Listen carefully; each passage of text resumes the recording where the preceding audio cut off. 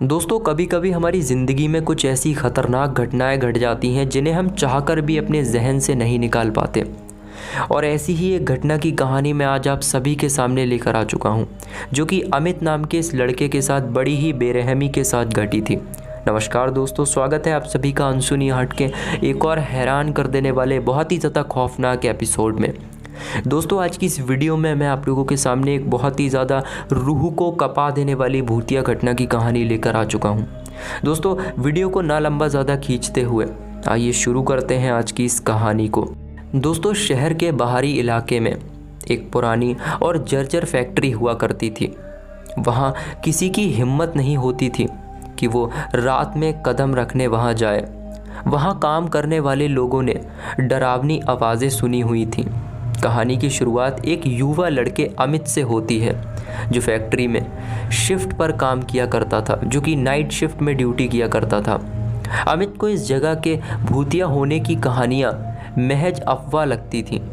एक रात जब फैक्ट्री में बिजली चली गई, अमित ने दूर से एक महिला की परछाई देखी। परछाई धीरे धीरे उसकी ओर बढ़ने लगी और अमित के दिल की धड़कन तेज हो गई।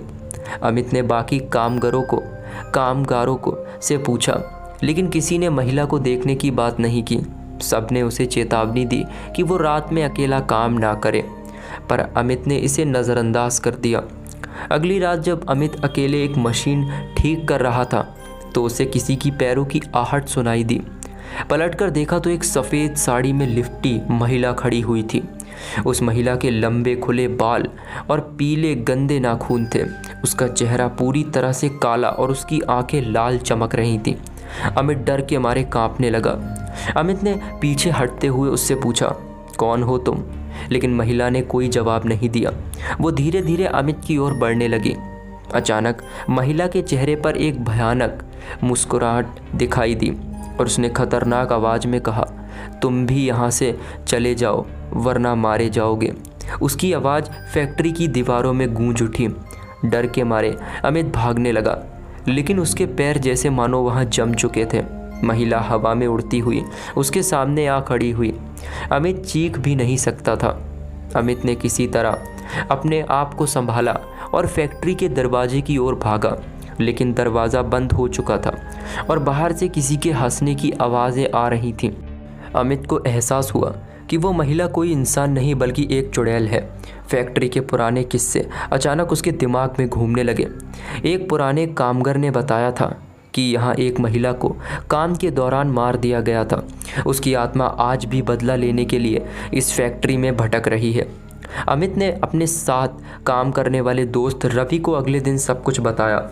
रवि ने डरते हुए कहा, तुम्हें वहाँ दोबारा नहीं जाना चाहिए, वो तुम्हें खा जाएगी और तुम्हें ज़िंदा नहीं छोड़ेगी। अमित ने हिम्मत जुटाई और फैक्ट्री के मैनेजर को इस घटना के बारे में बताया, लेकिन मैनेजर ने इसे अमित का भ्रम कहकर टाल दिया।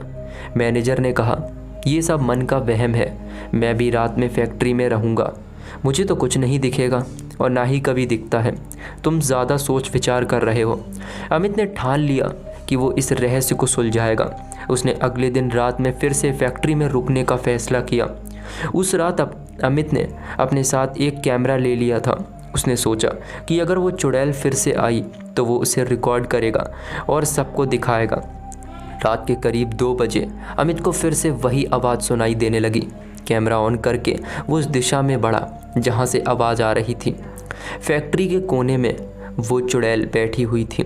उसके चारों ओर अजीब रोशनी थी। अमित ने जैसे ही कैमरा उसकी ओर घुमाया, कैमरा बंद हो गया। चुड़ैल ने अमित की ओर देखा और हंसते हुए कहा, तुम मुझे रिकॉर्ड नहीं कर सकते, मैं तुम्हारी आत्मा भी इस फैक्ट्री में कैद कर दूंगी। अमित डर के मारे पीछे हटने लगा, लेकिन तभी चुड़ैल हवा में उड़ते हुए उसके पास आ गई। उसने अमित के गले में अपना नाखून गड़ा दिया। दोस्तों, अमित ने किसी तरह खुद को छुड़ाया और एक लोहे की छड़ उठाकर चुड़ैल पर वार कर दिया, लेकिन लोहे का वार उस पर बेअसर था। चुड़ैल ज़ोर ज़ोर से हंसने लगी और कहने लगी, तुम मुझे नहीं मार सकते, मैं अमर हूँ, इस फैक्ट्री की हर ईंट में मेरा वजूद है। अमित ने फैक्ट्री के एक कोने में रखे दीपक को देखा। उसने सुना था कि आग बुरी आत्माओं को ख़त्म कर सकती है। अमित ने दीपक उठाया और उस चुड़ैल की ओर फेंक दिया। दीपक के जलते ही चुड़ैल से चीखने की आवाज़ें आने लगीं। फैक्ट्री की दीवारें मानो कांपने लगीं। चुड़ैल धीरे धीरे धुएं में बदलने लगी और फैक्ट्री के अंदर अचानक गायब हो गई। अमित ने राहत की सांस ली, लेकिन उसे लगा कि ये अंत नहीं है। अमित ने अपने दोस्तों को पूरी घटना बताई, लेकिन कोई उसकी बात पर विश्वास नहीं कर पा रहा था। सबने सोचा कि ये उसका भ्रम होगा। कुछ दिनों बाद फैक्ट्री में काम करने वाले दूसरे कर्मचारियों ने भी डरावनी घटनाओं की शिकायत की। वहाँ की मशीन अपने आप चलने लगती थी। रात के समय लोगों की अजीब परछाइयाँ दिखती और भयानक आवाज़ें सुनाई देती थीं। इस सब हादसों के बाद अमित ने यह डिसीज़न लिया कि वो इस फैक्ट्री को हमेशा हमेशा के लिए छोड़ देगा। कुछ दिन बाद ही अमित ने अपनी फैक्ट्री को हमेशा हमेशा के लिए छोड़ दिया और वो किसी और शहर में रहकर अपना काम करने लगा। दोस्तों, ये कहानी थी अमित की, जो कि उसने हमें इंस्टाग्राम पर शेयर की थी। अगर आप लोग के पास भी कोई घटना है जो आप हमारे साथ शेयर करना चाहते हो, तो आप उसे हमारे इंस्टाग्राम पर लिख कर भेज सकते हो, जिसकी लिंक आपको हमारे डिस्क्रिप्शन बॉक्स में मिल जाएगी।